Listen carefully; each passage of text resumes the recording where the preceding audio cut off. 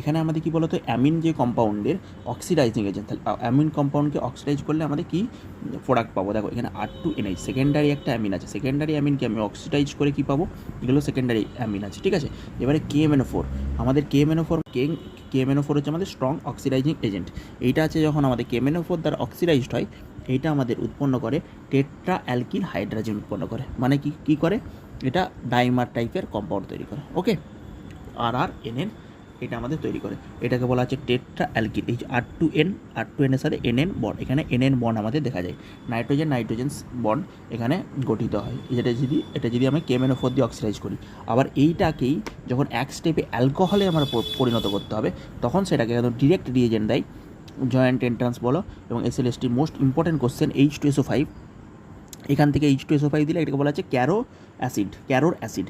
এবার এইটা যখন আমরা দেবো, এইটাকে আমরা এক স্টেপে R2NOH করে দেয়, মানে কী করে, সেকেন্ডারি যদি আমাদের অ্যামিন থাকে, সেকেন্ডারি অ্যামিনকে আমি অ্যালকোহলে এক স্টেপে, সেকেন্ডারি অ্যামিন থেকে অ্যালকোহল একমাত্র রিয়েজেন্ট হচ্ছে ক্যারোস অ্যাসিড, ঠিক আছে। এর মেকানিজমও আছে, মেকানিজম আমি তোমাদের দেখাবো পরে।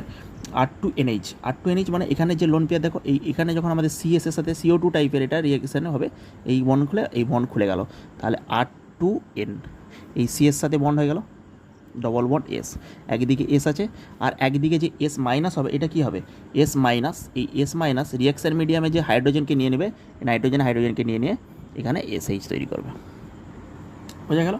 আর R3N এর সাথে HCl, এইটা আমাদের কি হয়, যখন কোনো অ্যাসিড বেশি হয় সেটা কি হয়, একটা অ্যাডাক্টের মাধ্যমে তৈরি হয়।